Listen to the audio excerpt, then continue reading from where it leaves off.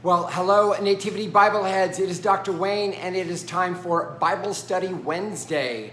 We've been teaching through, I can't remember when we started this. It had to have been 2018 or 19.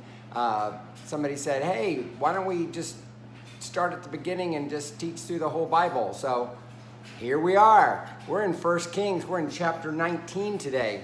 Now, one of the things that I've been mentioning in my Sunday Power Bible Studies is that I've been pointing out how in the post-resurrection appearances of Jesus that he was very keen on mentioning or saying,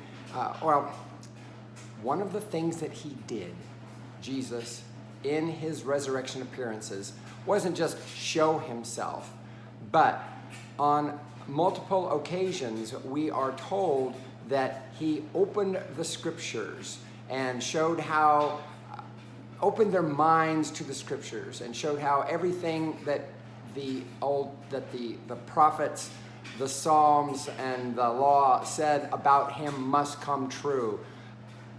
This gives us our hermeneutical key into understanding what we call the Old Testament, the Hebrew Bible. And that's the reason why I bring a lot of our understanding of who Jesus is into, I put it back into the Old Testament because he is our hermeneutical key. One of the things, the key things in the life of Jesus that the Old Testament sets us up for is the Transfiguration. Now, we're not talking about the Transfiguration in the world of right now in our New Testament side, but we are dealing with who Jesus is for the church, for the world. And in the Ascension, not the Ascension, but it's coming up. In the Transfiguration, Jesus shows himself as two personages in addition to himself. Who were they? Moses and Elijah. This is where I'm going with all of this. This section of 1 Kings that we're dealing with right now is dealing with the ministry of the prophet Elijah. And for Jesus to claim the mantle of Elijah and Moses and to say, hey, I've got this from this point on, we really need to get the depth of who these people were. We've already talked about Moses. We are now in the middle of talking about Elijah. Last week, with regard to Elijah, was the big showdown on Mount Carmel with the prophets of Baal. And if you'll recall, in that showdown, what happened was the Lord showed himself to be God, as opposed to, not that the Baal was a lower God, but there was no God. There's only one God. The only God is the God Yahweh, the God of Israel. The gods of Baal are just made up gods. They are figments of one's imagination, if you will. The purpose of the Mount Carmel incident is to show that all of these idolatrous type of religions, these made up religions, are all just, there's nothing behind them. There's no substance. They are empty. They are vain, okay? And in the religion of Yahweh, we worship the creator of the world. Now, as the incident ended in chapter 18, 1 Kings chapter 18, verse 41 and following, and then I'm going to go through chapter 19, we have remember, there had been a huge drought. King Ahab, remember, his consort, his queen, Jezebel, was, the prophets of Baal were like her pets. Well, they're all dead now, okay? And so, and Elijah did away with them, okay? Now, there's going to be some blowback on that. So when we finish the end of that incident on Mount Carmel in verses 41 to 46 of 1 Kings chapter 18, where it says, Elijah said to Ahab, "Go up, eat and drink, for there is a sound of rushing rain." So the drought had been broken.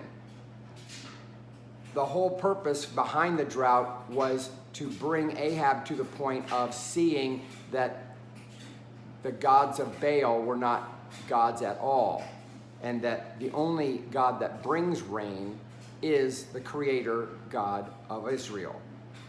So Ahab went up to eat and to drink. Elijah went up to the top of Carmel, where he bowed himself down upon the earth and put his face between his knees. This is a position of prayer. If you can imagine, after such an intense encounter, being just at the point of all you can do is just pray. And this is where he was. He said to his servant, remember, Elijah has this servant, unnamed, tagging around, and he provides relief in the narrative for Elijah, because it gives him somebody to talk to and tell to do things. Here it is. He said to his servant, "Go up now, look toward the sea." He went up and looked and said, "There is nothing." Then he said, "Go again 7 times." This is a way of manifesting the end of the drought in a bigger way. Verse 44. At the 7th time, he said, "Look, a little cloud, no bigger than a person's hand, is rising out of the sea." Then he said, "Go, say to Ahab, harness your chariot and go down before the rain stops you." So that's basically they seeing of a rain cloud approaching, okay? This is that grand end of the drought, okay? And see, he gives him a task. Verse 45, in a little while, the heavens grew black with clouds and wind. There was a heavy rain. Ahab rode off and went to Jezreel. That's where he had a palace. That's where he and Jezebel lived.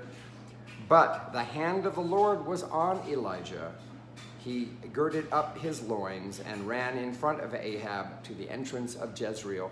This is one of those kind of legendary things of like, wow, the Lord was with him and he was able to actually beat, run as fast as Ahab in his chariot.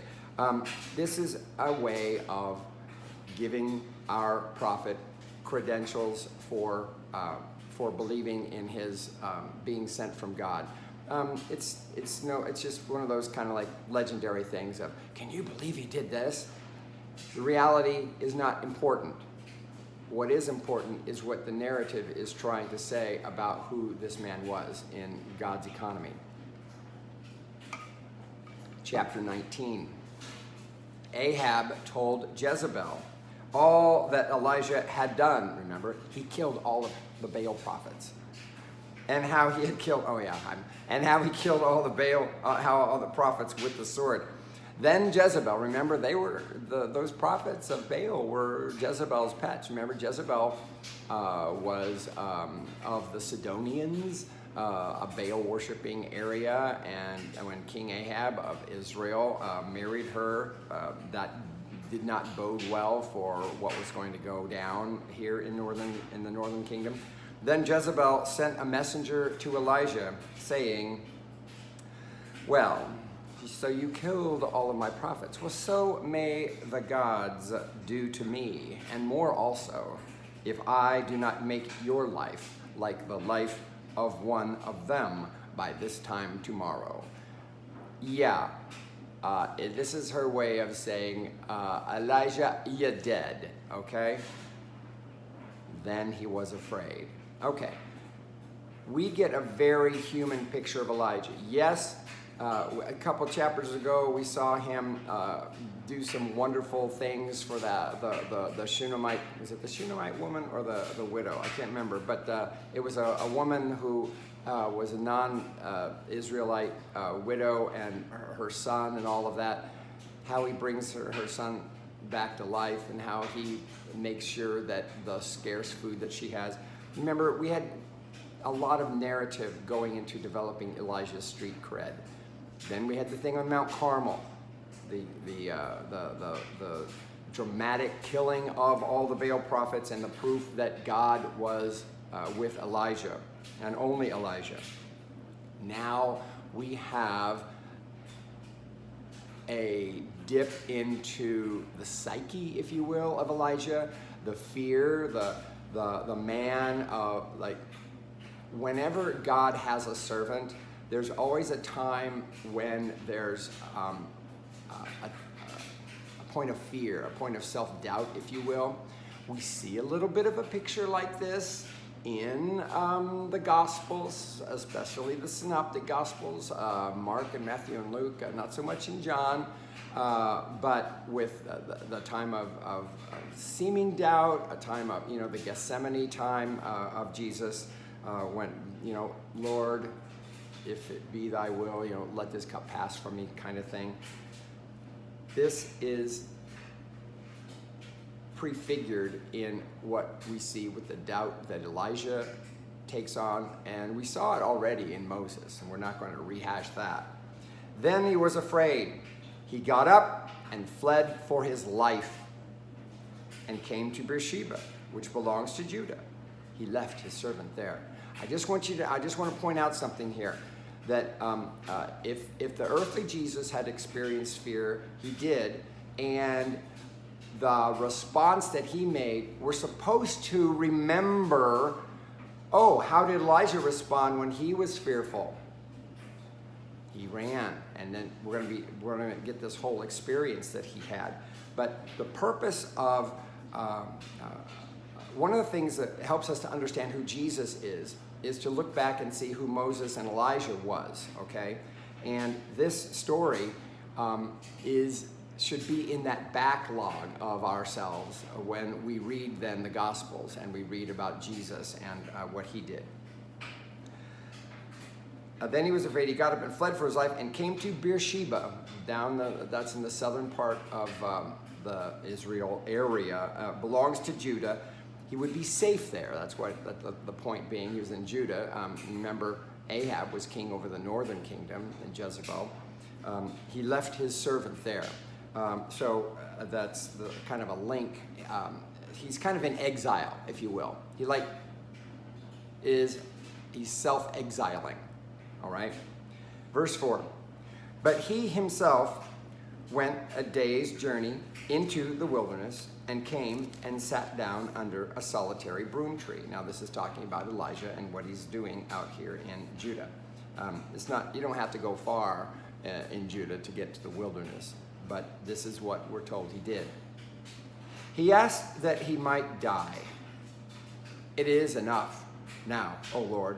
Take away my life, for I am no better than my ancestors. This is a death wish, is it not? Verse 5, then he lay down under the broom tree and fell asleep. Now, typically what happens to prophets who still have work to be done, they are not necessarily aware of the work they have to do, but the Lord will make sure that they are provided for to get to do what it is that they need to do. Then he lay down under the broom tree and fell asleep. Suddenly an angel touched him and said to him, get up and eat. Do you remember how in the wilderness, Jesus, we are told that the angels ministered to him and that he was provided with whatever it is that he needed? We're not told that he necessarily ate or didn't eat. We're just told that angels provided, ministered to him. And he was with the wild beasts. That's what Mark told us. Verse 6, he looked, and there at his head was a cake baked on hot stones and a jar of water, fresh bread. He ate and drank and lay down again. The angel of the Lord came a second time, touched him, and said, get up and eat. Otherwise, the journey will be too much for you. He got up and ate and drank. Then he went in the strength of that food 40 days and 40 nights. 40 days. Sounds familiar. Yeah, that's what the temptation, that's what we're told the time of the temptation was for Jesus. To Horeb, the Mount of God. At that place, he came to a cave and spent the night there. By the way, Mount Horeb is one of the alternative names of Mount Sinai, the giving of the law. This is a deuteronomistic historian. That's kind of like the word we give the redactor, if you will, of everything from Deuteronomy through Kings. That's kind of his name for Sinai. We don't see Sinai mentioned except for when it's not the Deuteronomic historian and his glosses. He calls it Mount Horeb. At that place he came to a cave and spent the night there. Then the word of the Lord came to him, saying, "What are you doing here, Elijah?" What we're getting here is a very intense personal experience. The prophet with God. The prophet is dealing with what he's called to do and the ramifications for his life. And so what we're seeing is a very personal interchange. I don't think we want to get literal with it all. I think what it does, though, it illustrates what was going on in his head, in his mind, in his relationship with God. It may have been manifested physically. That's actually not that important. What's important is why was he there? What was he trying to get out of that experience? And how did the Lord bring him through it? What are you doing here, Elijah? Verse 10. He answered, "I have been very zealous for the Lord, the God of hosts, for the Israelites have forsaken your covenant." See, he's referring to the Baal worship of the northern kingdom. "Thrown down your altars." Remember how he had to build up an altar to sacrifice the bulls on the Mount Carmel challenge. "And killed your prophets with the sword." Referring to the fact that all the other prophets had been killed. Although we were told that Obadiah preserved 100 of them or something like that, but yet we don't know what happened to them. Apparently, they're gone now too. "I alone am left, and they are seeking my life to take it away." So it's, woe is me, I'm the last of the Mohicans. I'm the last one. Verse 11, he said, "Go out and stand on the mountain before the Lord, for the Lord is about to pass by." So the word of the Lord had come to him, and then a word came to him. We're not being told who if it's the Lord saying this, or is it an angel? We're just being told he was told this. "Go out and stand on the mountain before the Lord, for the Lord is about to pass by."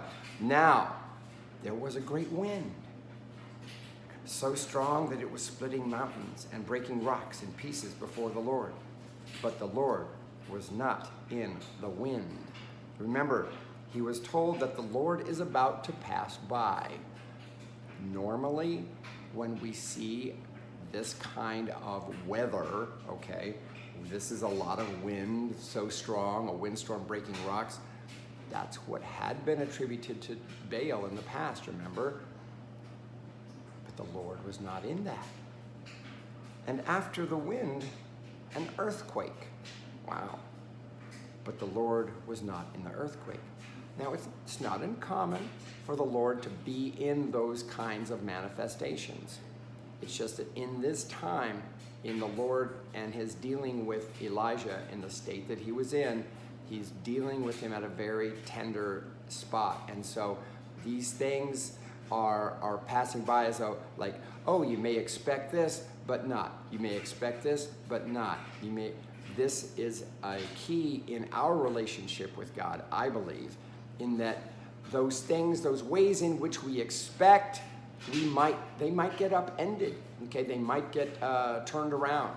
And so it's good for us many times to, in our anticipation to encounter God, to see God, to interact with, to not necessarily get hooked on, oh, it's got to look a certain way, or it's looked this way in the past and this way. This is what Elijah is learning. But the Lord was not in the earthquake. Verse 12. "And after the earthquake, a fire. Fire is the burning bush, remember that? The Lord's voice was in that. I am who I am, he said to Moses right through that. But the Lord was not in the fire.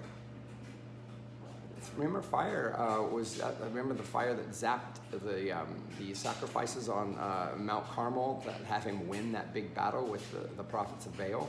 The Lord's not in this fire.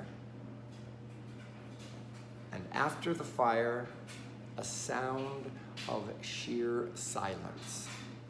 Nothing. When Elijah heard it, he wrapped his face in his mantle and went out and stood at the entrance of the cave. Then there came a voice to him that said, "What are you doing here, Elijah?" He answered, "I have been very zealous for the Lord, the God of hosts. For the Israelites have forsaken your covenant, thrown down your altars, and killed your prophets with the sword. I alone am left, and they are seeking my life to take it away." Remember, there was that sheer silence. Then the Lord said to him, "Go, return on your way to the wilderness of Damascus." So he's basically saying, go ahead and get back to work, okay? Yeah, and you're to the wilderness of Damascus, which means you're going to go through the entire northern kingdom, to the wilderness way up north, okay? And when you arrive, you shall anoint Hazael as king over Aram. You shall also anoint Jehu, son of Nimshi, as king over Israel. And you shall anoint Elisha, son of Shaphat of Abel Meholah as prophet in your place. Whoever escapes from the sword of Hazael, Jehu shall kill. Whoever escapes from the sword of Jehu, Elisha shall kill. Yet I will leave 7,000 in Israel, all the knees that have not bowed to Baal, and every mouth that has not kissed him. What is the Lord basically saying to this Elijah? He's saying, I'm not done with you yet. I've got things for you to do. It's kind of like in Elijah's depression, if you will, what he does, he's getting a recommissioning. The Lord is saying, it's like, have you ever had it where somebody says, I've seen this happen on Seinfeld, where somebody tries to break up something. No, I refuse, you're breaking up. We're not breaking up. We're not breaking up. This is kind of what God is saying to Elijah. We're not breaking up. I've got things for you to do. And I'm going to be very specific about it. Now, it doesn't really matter what really happened in this, because does he actually do these things? Really? Well, literally no. But the idea is that God still has things for him to do. All Elijah can think about is, I just want to die. And God says, dude, I got things for you to do. So God feeds him. God gives him a task, a recommissioning, if you will. This is the way this is working. Look at this, verse 19. So he set out from there and found Elisha, son of Shaphat, who was plowing. Elisha will eventually be the prophet to take Elijah's mantle. There were 12 yoke of oxen ahead of him. What that means is this was a very wealthy farmer, okay? You don't just have 12 yoke of oxen, typical little, grab farmer. No, this guy was working a very wealthy farm, okay? And why are we getting this message? Because remember, remember how Jesus said to somebody once, he who puts his hand to the plow and turns back. The idea being, and remember all of the things about the disciples, what they left to follow Jesus. There's always a cost to follow the call, okay? We're just being given a picture of what Elisha is going to have to leave in order to be this successor of Elijah. There were 12 years, and he was with the 12. Elijah passed by him and threw his mantle over him. This is a symbolic act of, you're going to succeed me. He left the oxen, ran after Elijah, so this is what Elisha did, and said, let me kiss my father and my mother, and then I will follow you. Remember Jesus, he who turns his hand to the plow, he who's put his hand to the plow and turns back is not worthy. Oh, okay. Then Elijah said to him, go back again, for what have I done to you? He returned from following him, took the yoke of oxen, and slaughtered them. Using the equipment from the oxen, he boiled their flesh and gave it to the people, and they ate. Then he set out and followed Elijah and became his servant. This is a ritual act, okay, that he is accomplishing. And what it does is it demonstrates Elisha breaking the yoke of his former life, and he is saying, even though Elijah had said, Elisha had said, hey, I need to wrap some things up. Elijah's like, really? Go back. What has that done for you? Really? And he says, okay, yeah, I need to break it. So that's what this is. It symbolizes Elisha's break with that.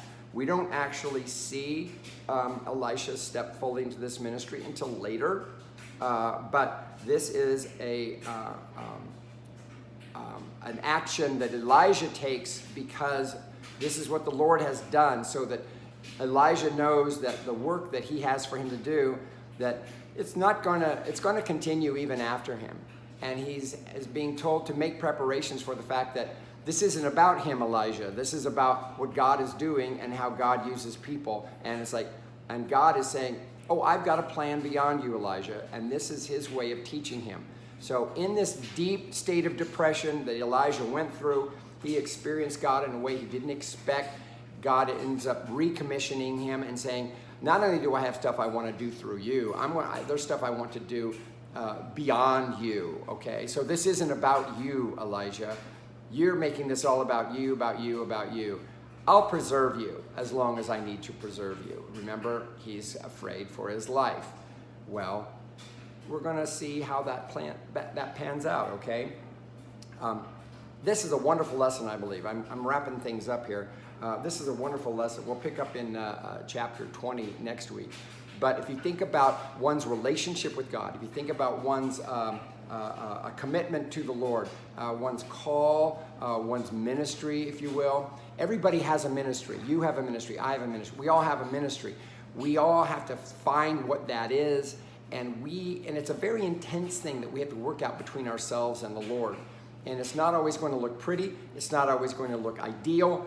But if we hang in there, if we stick with it, we will find it, and we will celebrate it, and we will know that, yeah, I've done the right thing here. This is what Elijah does. We'll see, like I said, we'll see how that pans out next week. So that was it for 1 Kings chapter 20.